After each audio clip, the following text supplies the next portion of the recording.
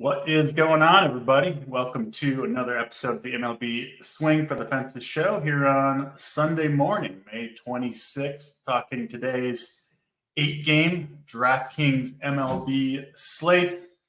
Bright and early here on Sunday, Mangone. How you doing on this Sunday morning? Yeah, excited to be here. We're talking some MLB, which will be fun. But, of course, we got NBA tonight. We get to watch your Timberwolves hopefully lose to the Mavericks, so that'll be fun. I know you got off your food poisoning and your you off your big win, right? So help to get some money in the pocket before Glock just bends you over another time. So excited for that. And there's also night racing for NASCAR. I always like this race for some reason. Night racing's a lot of fun, so I'll be watching that too, I'm sure. And we got day baseball, so you can't really beat it. And then, of course, Memorial Day weekend, Memorial Day tomorrow, and we get baseball probably all day. So should be a nice little days. Should I give the $25,000 to DraftKings, or should I slide into Glock's DMs and hand the money over to him instead? Yeah, I mean, at least you won't have to pay the rake with Glock, so there's that. But it's it doesn't matter if you lose. Yeah, and I mean, you could also run it. If you lose too, you could run it back with Glock. I mean, DK, I don't know if they have a credit, right? You could always just roll over a credit with Glock and then keep doing the martingale system with it if you want. Yeah. It's like trying to enjoy my Sunday, but just the Timberwolves game is just looming over my head. Just knowing that they're going to get bent over by Luka and Kyrie once again. I got to be honest. I'm not giving up on them, but I'm not really looking forward to the game tonight. Of course. Yeah, I was going to say, at halftime of the game, I know if the Wolves are up, you're going to be sending out Wolves tweets and stuff. So I know I resisted this last game. I didn't do it. I'm like, no, I know how this is going to end. And that was brutal. I'm sure you watched the game, but brutal end for the Wolves there. Rudy getting just eviscerated by Luka out on the 3-point line. Not a good time. But yeah, nice win for me yesterday. Thank you, Kevin, and all of the other well-wishers in the chat. I do appreciate it. What was the team, DC? Who did you stack? It was like most of my my big baseball wins, just a random ass hand-built team that was like four different squads on it. It was Severino and Reese Olson, who were like 10% each. And then I had 4 Orioles who did almost nothing all game. And then they hit like 4 home runs in the 8th inning. So that was awesome. I had Luis Garcia. It had Christian Yelich, Joey Ortiz, one other player. I can't remember who. But yeah, a good win. It's like, I randomly just pick these random hand-built one-off teams that win. And, I give SaberSim like 150 chances to spit out a winner, and they can't come up with it with 150 tries. You gotta click it in and hand-build. That's the old school way. You did it exactly like one thing that me and JT talked about for sure in the Discord chat that I love that you did was we looked at the pitching projections and we just said everyone has the same projection. So why are we even playing these chalky options? Just play different guys. So for me, it was just finding unique pitching combinations, what I did. So I love that you did that. And I think those 4-man stacks on shorter slates are more viable than people realize. So I don't totally hate it. So I think overall it was nice to see you get the job done. And hopefully we can, bring it over to Sunday slate. Yeah, we shall try. And like I said, yesterday was kind of a weird pitching slate where, I didn't really want to eat the chalk. Different story today. With Mr. Chris Sale on the mound. We'll get to that game, of course. We'll do it as we always do, game by game on this show, talking all 8 games. And it's going to be a kind of a fast and furious slate. There is more baseball later in the afternoon, but all 8 games on the DraftKings slate start within 35 minutes of each other. So, yeah. Not on FanDuel, by the way, DC. The core slate is on there, so a little bit different over there. I know someone said it in the chat, but I wanted to mention it. I will not be playing FanDuel today because of that, because I don't want to deal with Coors' bullshit. So yeah, you're right. Just one additional game there over on FanDuel, it looks like, with Philadelphia and Coors Field, which is a pretty interesting game. Ranger Suarez, who's been just ridiculous pitching in Coors Field. We'll see if he maybe comes back to earth, but probably not. They'll probably own Coors Field today. All right, let's get into these games. First game on the slate, Milwaukee and Boston. This one at Fenway Park. Little bit of potential weather issues here. I'll pull it up when when I throw it over to you. I haven't actually looked at the weather there quite yet, but I will look at that and, of course, give my opinion on it. But assuming he does play, Tanner Houck pitching for the Red Sox. It looks like it's going to be Tobias Myers. pitching for Milwaukee. Gasser is still listed on DraftKings if you go to their game, but I think it's going to be Tobias Myers. Obviously, we'll make sure on that one. He's not any good. I don't think you want to play him against the Red Sox. Tanner Houck, I think, is an okay option on this slate. He's been pretty damn good all year, including when pitching at Fenway. I don't love picking on this Brewers team in general, so I don't think I will end up on Tanner Houck, but he's in play. And then both teams have a pretty reasonable total here. Game total sitting at 9.5. Hot, humid in Boston.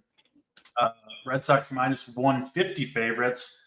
Looks like pretty standard lineups from both teams. Obviously, Sunday, sometimes you do get some different lineups, some weirder players in there, but looks about as expected. Joey Ortiz not in there, but everybody else is. Looks like for the most part for both teams.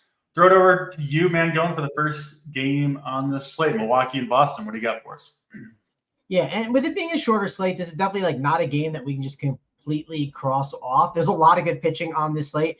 For me, Milwaukee, I just think you can play them against anyone. They could be going against Chris Sale today, and I would say you can consider the Milwaukee Brewers. What they're doing is just insane. They just keep hitting everyone. It doesn't matter. Just keep going. I don't know if it's ever going to stop, but I think you can play them, and I think you can play Tanner Houck. You could play either side, and I'd be perfectly fine with it. I'm assuming we'll have low ownership on Tanner Houck as well, which is kind of how I like it. I'm seeing him coming in on Saber right now at 3%. I'm sure that's the case because, again, there's a lot of other studs that people want to go up and spend for. So I think both Tanner Houck and the Milwaukee Brewers are in play. We do have that Brewers lineup, so let me pull it up real quick just because I think it matters so they can do some interesting stuff with the lineup. Yeah, they have enough value with the bottom of the order. They got Gary Sanchez, Perkins, Dunn, Frelick, so enough value throughout the lineup. Overall, I think you can play both sides. And honestly, I haven't talked about Boston yet. You said who's pitching again? It's not Gasser. Who's the other guy, DC? Tobias Myers. Okay, and Myers, he's definitely stretched out enough, right? It's not like a bullpen game, correct? I believe that's the case, yes. Yeah, yeah, because I typically don't like targeting bullpen games, but that's not the case here. Red Sox, we still actually we do have their lineup. So yeah, we got the lineup for them. And honestly, it's not a bad lineup, especially when it comes to a value perspective. If you look at this slate, there's a lot of good pitchers that we want to get in there. If you want to get Chris Sale, I know I've done a couple shows with you where Chris Sale's been on, and we've just talked about slamming him in every single slate right now and probably just doing it for the season. I mean, Garrett Cooper, he's 2.9K in the 3-hole. That's going to help make some stuff work. Abreu, he's at 4K. He's been a pretty good value hitting in the 2-hole. Devers has been absolutely on fire. He's someone that I would not want to forget in my lineup. So you got Dom Smith at first base as well, 2.5K in the 5-hole. Reese McGuire batting 6th. Catcher is always a tough position to roster, so don't mind that. There's a little bit of value there. So this Red Sox team is definitely a good one. I think everything's in play in this game except really the Milwaukee pitchers. That's kind of how I would look at it there, DC. If I had to pick one side or the other, I lean Red Sox bats over Milwaukee bats, but the Milwaukee bats are definitely in play, and so is Tanner Houck, and they will be very low.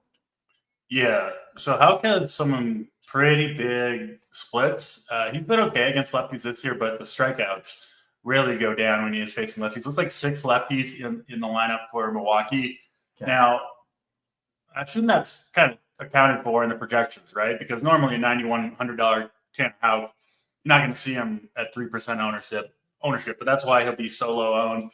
I mean, if you get to a low enough number, like 3%, I do think Houck is in play. Like I said, I do think you could play both sides of this one if you wanted to. I will say Oliver Dunn down there is a big pinch hit risk, I assume. Yeah, he'll probably come out of the game. Frelick a little bit of a pinch hit risk as well. I've got Jackson Churio and Joey Ortiz on the bench that I assume will come in this game at some point. So be a little careful with that if you are going up against Tanner Houck. I assume most people probably aren't going there. And then, yeah, I agree with you. I think Red Sox have got to be, near the top of the list. And then final thing I would add, I know I mentioned potential weather issues. Looks like they should be fine in Boston. I'm not really worried about that after looking up the weather while you were talking. So that is Boston and Milwaukee. Let's move to DC. One thing to mention so people know too, the Dodgers and Cincinnati game. That thing's like starting early and don't even worry about it. So that one's like off the slate. I know it's redded and X'd out, but that's another weather issue that obviously if there's other ballparks near there, it could cause problems. So I don't know. I'm a little more worried about the Red Sox thing than you are, but we'll have to see. That's something to monitor leading up to lock. Yeah. I mean, there's like absolutely nothing on the radar in terms of rain for this Boston game. So maybe it pops up late, but I feel pretty good about it at the moment. Let's get to the chalk offense, I assume, at least, of the slate. Seattle Mariners at the Washington Nationals. Really good hitting weather in this one. Going to be close to 90 degrees, humid, light winds blowing out to left center field. And, of course, we've got Mr. Patrick Corbin still running out there every 5 days. How many years have we been stacking against this guy? Like 3, 4, 5 years. Gives up home runs, gives up steals, just isn't really good at it. Doesn't even get strikeouts anymore, something he used to be good at, but even those have dried up. Now, he does get a Mariners team who's very strikeout happy, so maybe there'll be a few in there for Patrick Corbin, but I don't know. I normally try to get away from the chalk offenses, Mangone, but this one is kind of tough to get away from with Patrick Corbin in ideal hitting weather for a pretty cheap team, to be honest. I mean, you got Julio Rodriguez at 5K in the 3-hole today, but nobody else is over 4K. Dylan Moore is 4K flat. Everybody else is in that 3K range. You can easily stack this team up with Chris Sale and whatever other pitcher you want to play, which I assume is going to be a very, very popular route and one that I'd take it anyway, Mangone. I normally don't just, totally lean into the chalk right now, but yeah, I mean, this Mariners team looks very good here. Only a 5 total, which I guess could maybe give some people some pause. Honestly, I'm surprised it's not higher given that Corbin's pitching and the, pretty ideal, honestly, hitting conditions in Washington, D.C. So you got to love the Mariners here. I assume they'll be very popular, in my opinion, rightfully so. And then Brian Wu pitching for Seattle, a favorite young arm of mine for sure. He's been awesome. He missed the first month and change of the year, but has pitched well in all 3 of his starts. And yeah, has pitched better in each one, including a 30-burger against the New York Yankees. Nobody had him on that slate. And Yankees have just been destroying everybody. So Wu has been awesome. One worry with him, they really haven't pushed his pitch count. He hasn't thrown 80 pitches yet this season. They were kind of careful with him last year too.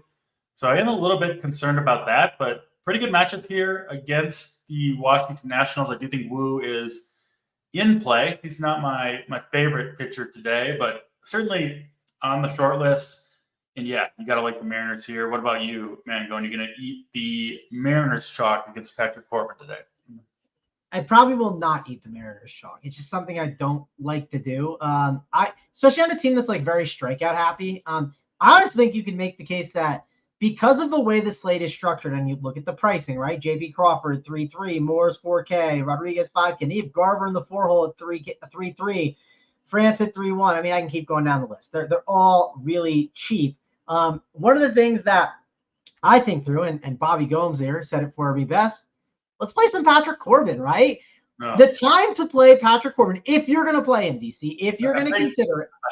I think I played him once this year. I'm just trying to go through the game log to see. I think it was against Miami where he got a grand total of 3 DraftKings points. So that wasn't that. Yeah, and that is the spot where it was like that's probably the spot you did it because they suck against lefties, right? But this is one of the spots to do it. And the reason I think it is the leverage on everyone being on Seattle. Why is everyone going to be on Seattle? Well, they want to spend up for pitchers. If you want to spend up for pitchers, that's not why. It's because Corbin sucks. That's not. No, I mean, but it's part of the equation, right? It's like if this was a slate where we had, just a bunch of like shitty pitchers, you wouldn't care, right? Like if this was the slate yesterday where everyone wanted to play Spencer Arguetti, like it's just.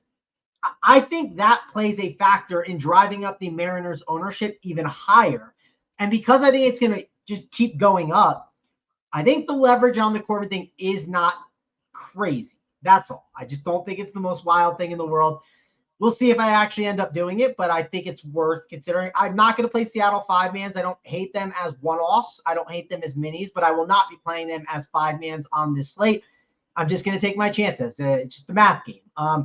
The Nationals, I don't really want to play them.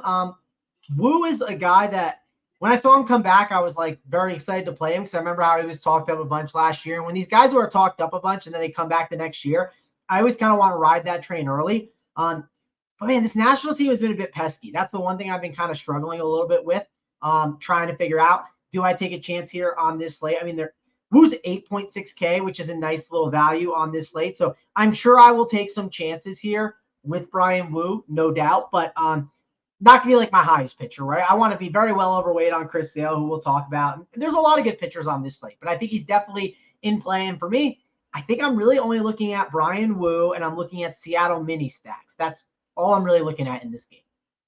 Yeah, this is a good point for my guy Lakin here. If you play Corbin, you can't watch the game. You gotta hope it works out in the end. And you know what? I'm watching baseball today, so I can't play Patrick Corbin. I can't watch this guy struggle through 3 2/3 innings and give up 5 bombs. So and he won't be in my core. I'm just saying, and I am. This will be the test. I'm doing Big T's MME pool today because I know Stevers couldn't do it. Big T, he's doing something where he was not able to do it and the lineups weren't out. So he gave me a call and he asked if I could do the pool. I am doing the pool, so I have to literally sit down and think, do I actually want to put my name on Patrick Corbin and put him in my player pool today? That's the question. To be determined. You can find it on the content. I don't want to say for sure, but I'm considering. He's one of those plays I have these pop up once in a while where I'm like, I wish I could just play this guy and lose my money by myself. I wish I didn't have to write him up in my article. Because if you're gonna play him, right, you got to mention him on the show. You got to put him in your article. And if you're playing, if he's one of my highest owned pitchers, he's got to go in the core as well. So that's not the case for Patrick Corbin today with me, but it does, The reason I don't think we maybe don't need to, DC, and it's not because he sucks, but are there offenses you're dying to spend on? I think that's another thing thinking through the slate.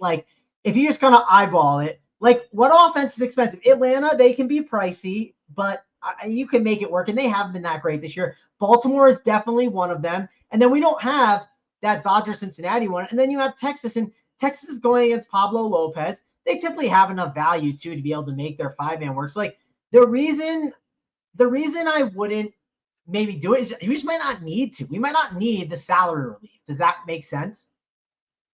Yeah, no, you don't need it. I mean, you need a little bit if you're not playing the Mariners, so it is kind of a weird slate like that. So I did get it from a leverage perspective, but just played a few lineups today. Not going to be Patrick Corbin on mine personally.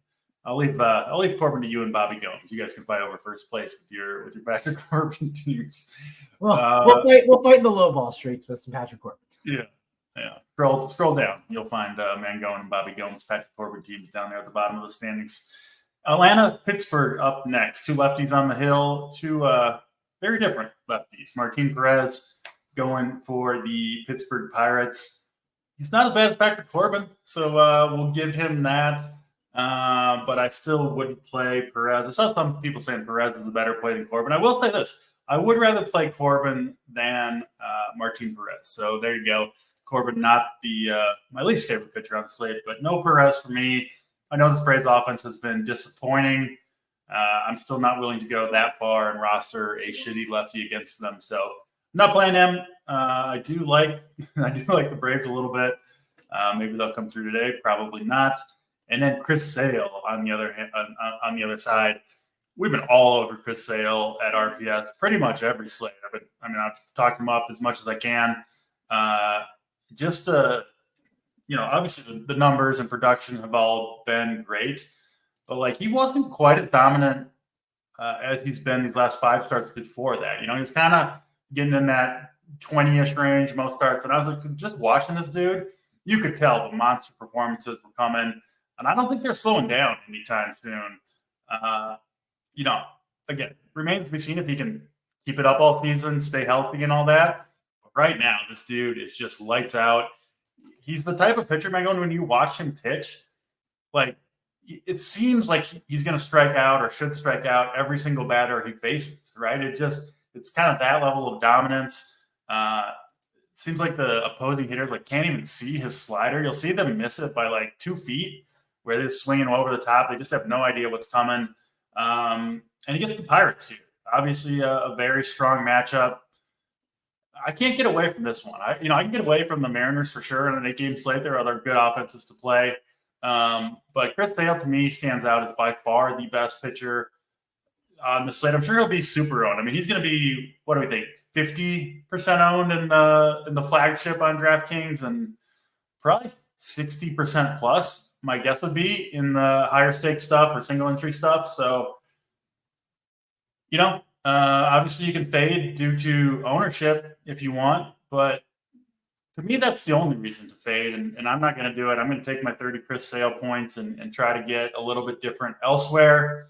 And yeah, I mean, the Braves, on paper at least, they look pretty good here against Martin Perez, Acuna, Albies, Ozuna, d'Arnaud. I mean, all these dudes have a good matchup on paper for sure. So I'm on the Braves side of this here. Assume that's kind of the way most people are going to go. But yeah, give me Chris Sale, and I'll mix in these Braves bats as well. What about you, Mangone? You're not going to eat that Mariners chalk, Chris Sale chalk, though? Maybe a different story, huh? Yes, and great advice from Free Scotty. Let's just save our Corbin bucks, DC, and just stack the Yankees on the afternoon slate. So good advice there. I've been playing the Yankees a ton, and I did it yesterday, and it worked out pretty well. So, yeah. I'm gonna listen. You don't have to always eat chalk, but you eat it in certain spots, and I think Chris Sale chalk is good chalk to eat. Right? It's about trying to identify that. I think it's good chalk to eat on this slate. I know you and I have talked a bunch about how do we get different at pitchers. Well, let's get different with our SP2. I don't need to do it with Chris Sale. I am going to play Chris Sale. He's a great play. It just seems like you play him here, you move on. That's what I'm going to be doing here. When it comes to the Atlanta offense, this is the tough one. We have the lineup, so that's at least good. We got Acuna, Ozuna, Albies, for the most part, the same team as you normally see. They got enough value. Zach Short's in there, Adam Duvall. I know Adam Duvall's pretty good against lefties, so take that what it is. I know Martin Perez can sometimes find his way to get out of jams and stuff like that. I think Atlanta will have some ownership. You obviously won't have a lot of Chris Sale and Atlanta teams, but I don't know. I think I just want to get a little bit more different with my bats. I think there's one offense that clearly sticks out. It's Seattle. And the fact that I'm fading them, I can pretty much play the Chris Sale chalk, right, and be happy. And I can get a little weird with some of my other bats. I know Sundays, the chat talks about it too. Like, there's a lot of different ways to get weird. I don't think Atlanta's a team that – I think they're the second team that everyone's gravitating towards, and I just don't think I need to. They've been so bad this year. There's a couple other offenses that we're going to talk about here shortly that I definitely want to discuss, so I'll break those down. But I think I'm going to stay away from Atlanta, DC. They've been so bad this year. They haven't really won that many slates.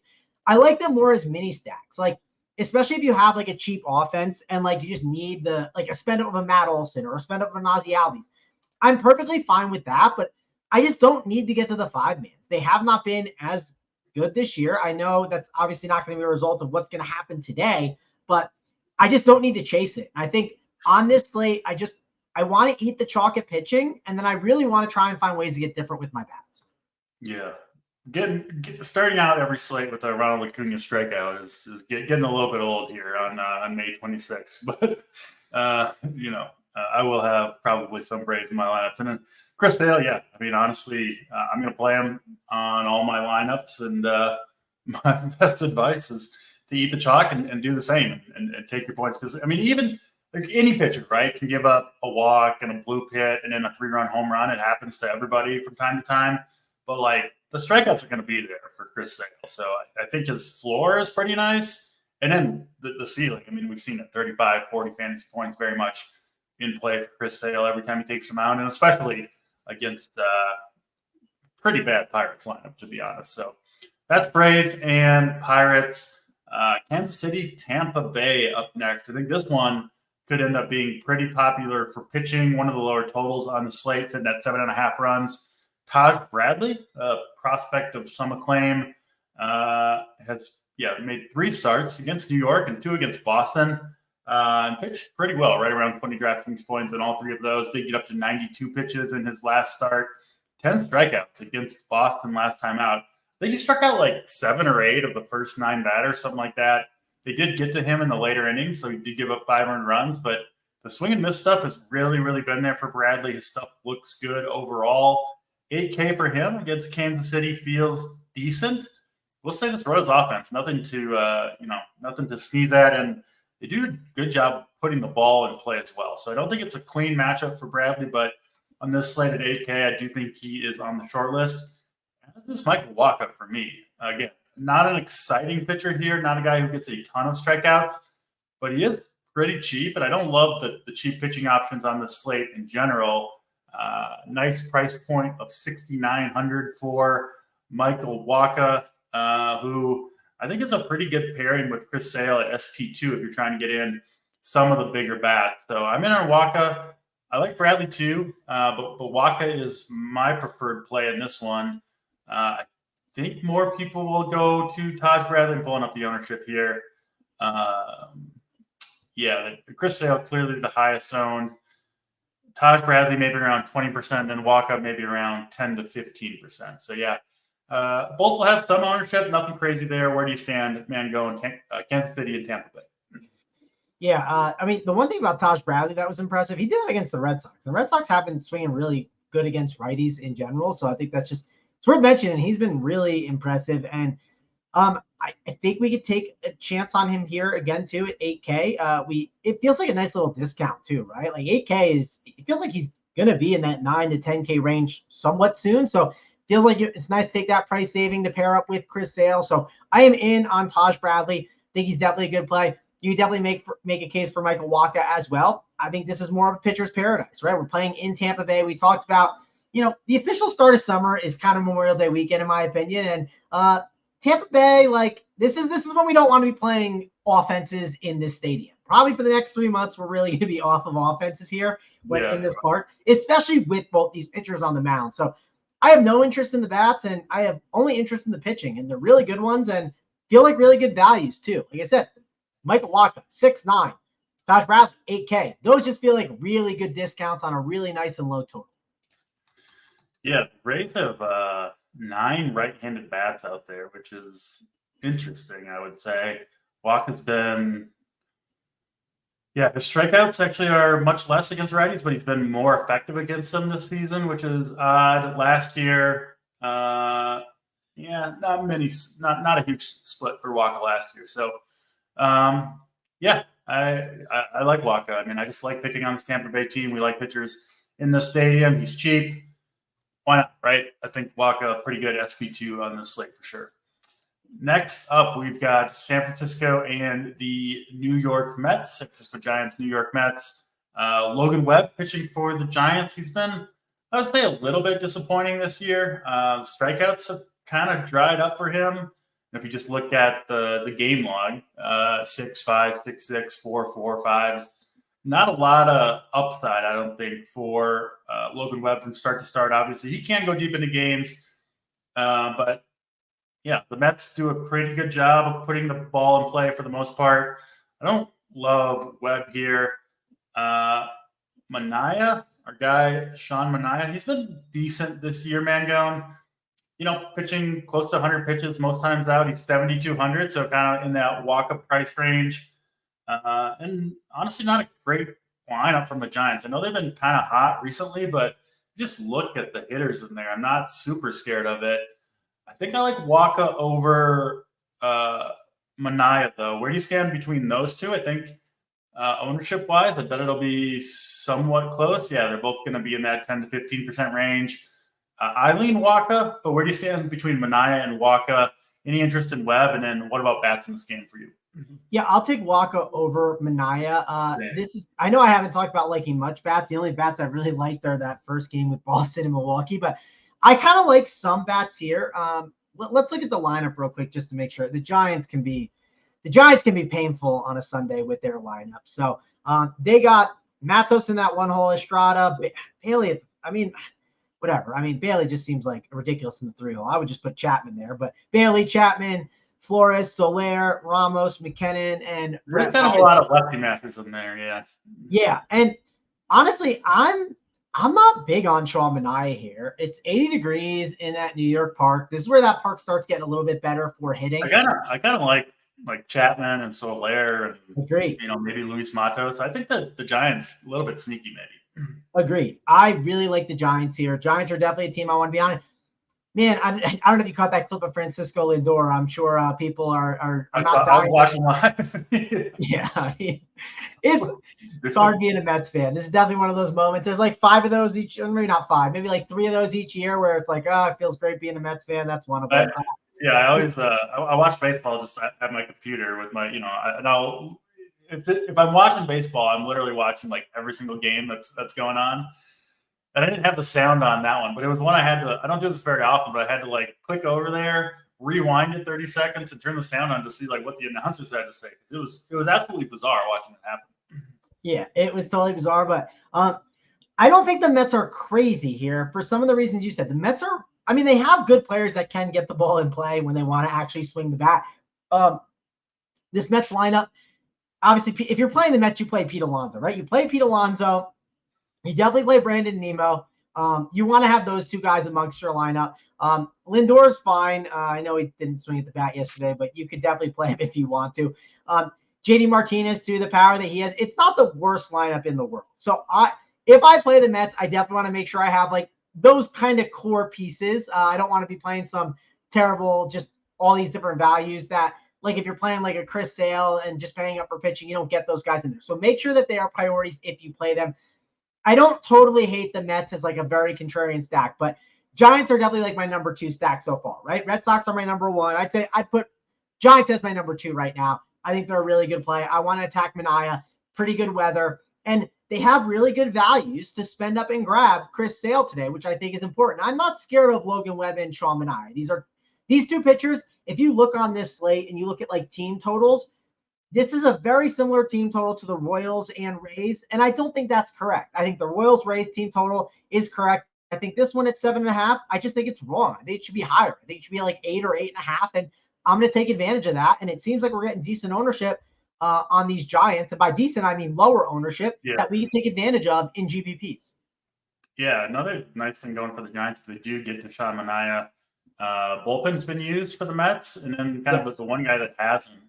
Adrian Hauser hasn't pitched in 4 days, so he could be the long man, right? If they are able to knock Manaea out in 3 or 4 innings, you could get 3 or 4 innings then of Hauser following Manaea, which would be pretty nice for those Giant stacks. So I'm with you there. On the same page, Giants look pretty interesting against Manaea to me. Baltimore and Chicago White Sox are up next. We've got my man Garrett Crochet on the mound pitching for the White Sox, another guy we've been high on all season. He's been awesome 4 starts in a row. Tough matchup here, though. Orioles have been one of the best offenses all year, including against lefties recently. Some potential weather issues in Chicago as well. I'll look that up and give a take on Chicago as you talk about it. But assuming the game does play, I think Crochet is interesting. It looks like he's going to be pretty popular, though, which kind of concerns me going up against, really, I mean, one of the tougher matchups he could have. I think Kyle Bradish on the other side, very good young pitcher for the Orioles. Had an injury scare early on in the season, but has pitched pretty well since coming back from that. Hasn't been a huge amount of strikeouts, but he is a high strikeout pitcher, and the White Sox have a decent game from time to time, but this is still a very, very strong matchup for any pitcher going up against this bad Chicago offense. So I do like both these pitchers to some extent. I'm definitely not playing White Sox bats. I wouldn't hate going to some Orioles against Crochet, maybe a Mountcastle, maybe a Jorge Mateo who hits lefties well, but where do you stand on Bradish and Crochet? I think 2 pitchers that are pretty clearly in play on this slate. I was going to say, Baltimore got the job done for you yesterday, so I don't think you should completely write them off. And I think based on Crochet's ownership, I wouldn't write off that Baltimore is a good stack here, just because I think there's a little bit of nice leverage there. It's not the greatest hitting slate, so we kind of have to, we got to pick some spots. We got to take some stands, and I think at lower ownership, they're just worth taking some stabs on. So I like Baltimore a bit. The one thing that is frustrating with Baltimore today is there's not a lot of value in their lineup. Some days there are, some days there aren't. I mean, I guess Austin Hayes is there. I missed him at 2-4. He has not been great this year. And that other value is James McCann. And dude, just the James McCann roster is never a fun one, especially against, against someone like Crochet, right? It's just not something I'm dying to get to. Jorge Mateo at 6.5K. He's definitely one of those values I probably want to get into my lineups for sure. So, yeah, overall, Baltimore, they're in play. I think they're going to be low owned. I think people are going to get to Atlanta. I'd rather play Baltimore over Atlanta, right? It's just an ownership game that I'm playing there. I'm not playing any White Sox. I do really like Kyle Bradish as a play. I think he's definitely a good pitching option that I think you can get to and attack these White Sox.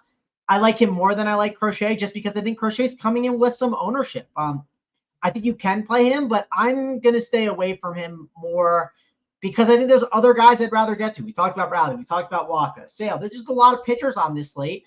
And at ownership against Baltimore, I just don't think it's the greatest spot. So I feel like it's a good stand that I'm taking on this slate, kind of like, the Seattle one. And I'm perfectly fine with it. I can get different in other areas, and I'm cool with it. So, yeah, no, not really going to be on Crochet that much today. I normally love to play him, but not against this Baltimore offense. And another thing too, DC, and you can attest to this too. If it's a lower scoring slate and Crochet has a good 6 innings or 5 innings, that White Sox bullpen's not good. And Baltimore has a ton of power. You can kind of get away with it if it doesn't work out for the first 5 innings. We saw it yesterday. Wouldn't surprise me here if they just exploded in 1 inning. And hey, it's Steve Boynton's birthday weekend. Do you think on Steve Boynton's birthday weekend they're going to disappoint? They didn't disappoint yesterday. They're not going to do it today. Yeah, he's going to be standing there clapping when Jorge Mateo hits a home run off of Mr. Crochet, right? People in Discord will get that reference. Yeah. Yeah, the Orioles would be super low owned. I mean, they were like 3 to 5% yesterday against Fetty, who actually did own them pretty hard. But yeah, I think 2 to 3% probably across the board for Baltimore if you do want to go that direction. Yeah, I've seen crazier things work out for sure. Next game listed on the slate is Dodgers and Cincinnati, but that's not included. Why is that? Do you know? I didn't see the reason. Did they move the time or something? I was told they moved the time up because of weather reasons. So like there's late weather coming in, it sounds like. So yeah, it's a weird situation.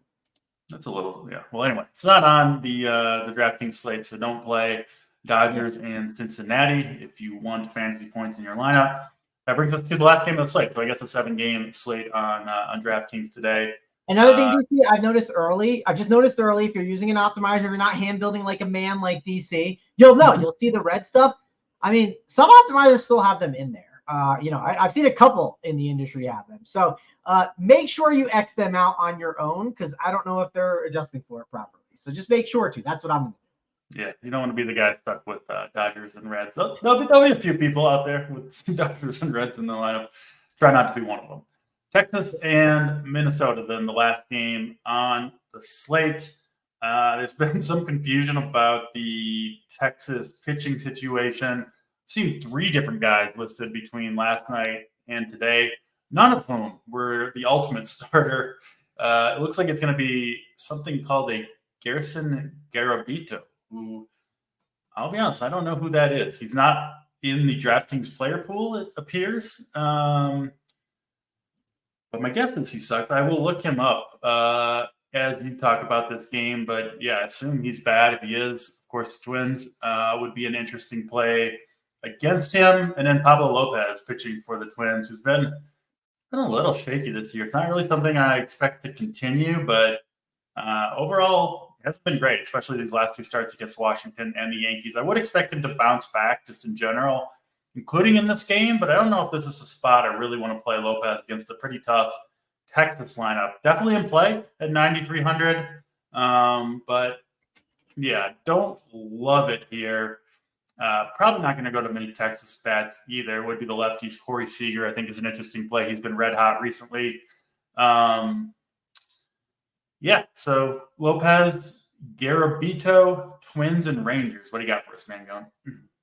ADC, I know I've had some takes everywhere today. I'm going to surprise you here. I think I like the Twins a lot here. I don't think they're going to get the ownership, right? So this is my take with the Twins. Always is projections always pop them, right? They always want to pound them on the teams because of someone like the high ceiling that they have, right? They're a very high ceiling, low floor team, but I never want to play them at ownership, right? Do you think they're going to be owned today? Am I wrong about this. I feel like everyone is just going to Seattle. I think they're just going to be the clear chalk. It's going to be like kind of like a core slate where there's going to have so much ownership. Am I correct about that?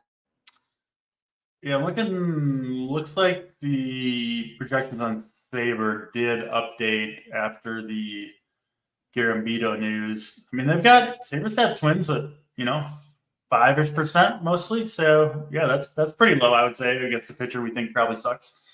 Yeah, and even if it gets to 10, like I was thinking that through when I noticed it, and I was like, could it I bet it'll be higher than that, but yeah, shouldn't be crazy. Correct. So I like the Twins here, man. I know you don't hear that from me often, but it's going to be a Twins slate for me. They'll be in the conversation, no doubt. I just think we got to take chances here. So one thing to talk about, DC, is I think we should talk about the pinch hit risk. I do think Larnach is definitely in that one hole. I do like him. Like Correa, I always love Kepler and Kirilloff, that little combination of the 4 or 5 hole. But talk about the pinch hit risk. I think that's something to discuss. And then maybe talk about in the chat what Free Scotty's saying, because I don't think this is crazy. We normally like Pablo Lopez. I'm not looking to play Pablo Lopez on this slate, but if you got the money, what also like Seager and all those really good Texas bats, I don't think are crazy on today's slate. Yeah, so only one lefty in the pen for the Rangers. He did not pitch yesterday, so he should be available to pitch. But, he's a one-inning guy for the most part. Jacob Blatz is his name. And then they got a bad bullpen anyway. And anytime it's just one lefty, even if he comes in the game, somewhat early, it's not a guarantee that the Twins will pinch hit, because obviously all, future at-bats would be against righties, and they would lose the platoon advantage there. So Twins guys, still some risk, but I would say less risky than normal, to the point where, I don't think you need to avoid any of the Twins bats due to pinch hit risk. Again, it could happen, but I think there's a good chance these lefties do stay in there. But yeah, Larnach, Kirilloff, Julian, the usual suspects for the Twins would be the ones that you'd, be somewhat concerned about coming out of the game early. Okay. Yeah. I mean, I think this team is definitely going to be a good one. I'm in a roster for sure. So going to love the Twins. And yeah, I don't mind some Texas bats here and there, but not a top priority on this slate for sure. You could take chances, but I think the Twins, they're going to be up there. They're going to be in that like top 5 offenses for me today for sure, which is surprising out of me. So I'm in on it. Hopefully it works out. Let me just double check the weather there, because I know there's a lot of weather everywhere. Yep, looks good there. And then is it wind blowing out? No, it's wind blowing in 65. So not like super ideal conditions, but to be fair, there's nothing like amazing on this slate. There's a couple, I guess the Nationals game is the good one, where it's like 80, 85 degrees and wind slightly blowing out. So that's like the big weather spot today. Yeah, the wind direction and target field in Minneapolis doesn't matter too much. I wouldn't worry overly much about that. Yeah. DC got lucky yesterday. Yes, no moon. You do have to get lucky to win a GPP. That should go without saying. So thank you for the heartfelt congratulations, Noah Moon. I would always love to see it. Yeah. All right. Our guy Noah, he's a big LaMelo Ball over Ann Edwards truther. So shout out to you, Noah, for getting that one wrong. Yeah. All right, let's do the fun stuff. Favorite stack, favorite contrarian stack. I'm gonna go first, Mangone, because I want to steal yours. So before you can get it. I won't be stealing the Mariners. Doesn't sound like they are your favorite stack today. They are mine. And in contrarian stack, I'm going with the Giants against Sean Manai. I think you might have chosen them too, but yeah, you can choose them as well. Mangone, we can double down on the Giants if you want to go that direction. But who do you got for favorite stack and favorite contrarian stack?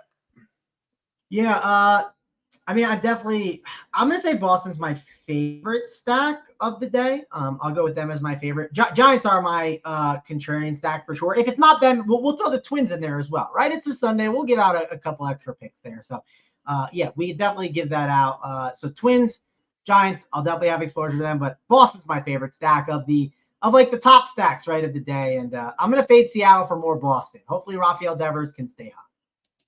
All right. Most important pitcher today. Shock answer, but easy answer for me, Mr. Chris Sale. He will be on every roster that I make. What about you, Mangone? Your most important pitcher? Yeah, I'm going to be loaded up on Chris Sale, but I think I'm going to go with Taj Bradley being pretty important to me. He'll definitely be someone that I'm going to need his value. I'll like him a lot today. I I think that game's going to be a really good pitcher's duel. So I'll be on some Tosh Bradley. We'll go with him. But I'm going to load up on Chris Sale, right? Some of these other guys that people are going to gravitate towards, like Crochet or Lopez, like I'm just going to make sure to cut down the ownership. It was like that one slate where we talked about with like Skeens and Gill and who was the other pitcher? I know we didn't want to play Luis Castillo. We're like, don't burn the ownership percentage at 15 to 20%. And I'm not going to do that here with some of these other guys that people are spending on. Yeah, part of the reason I'm going up on Chris Sale is nobody else looks that great to me, honestly. And then Sale just looks amazing. So it is the spot where I do want to eat that chalk. Home run call. I'm going to the Giants, Mr. Matt Chapman. Clean up today. He's been on fire, crushes lefties. And our guy Sean and I are gonna take some punishment from this Giants team today. What about you, man? What do you got for a home run call? Yeah, home run call. I'll go with another Giant. We'll go with Luis Matos. We'll say he lead off bomb. We kick it off right. It's a great start to the slate. You said it's a bit of a sprint, right? We get it right out in front. It's a little Big T 777 for us. We're out in front with the Luis Matos bomb. Nothing better than when your stack leads off with a bomb and you're off to the races. So I like that Luis Matos call. He'll be on some rosters of mine as well. Most or favorite overall hitter on the slate, going with Mitch Garver. Clean up for the Seattle Mariners. Just pure chalk over here from DC today. Just riding the chalk, man. Going. What about you? Your favorite overall hitter on the slate? Yeah, favorite overall play. We'll go with let's go with Devers. He's just I want to, if I'm playing Red Sox, I want to make sure I get him. So Rafael Devers, love it. Rafael Devers, it is. Hopefully, he can keep that hot streak going. That'll do it for this show. Thanks for watching, everybody. We do appreciate it. Hit the like button if you haven't yet done so. And we should have a show tomorrow morning for Memorial Day. If we do, I'll be on here and probably JT, maybe Mangone, maybe somebody else. We'll see. But I'll be here bright and early on Memorial Day morning, breaking down all the baseball stuff. Everybody enjoy your weekend. Stay safe out there. I'll see some of you guys, I'm sure, tomorrow morning. And that'll do it. For Mango, I'm Draft Cheat. We're out of here.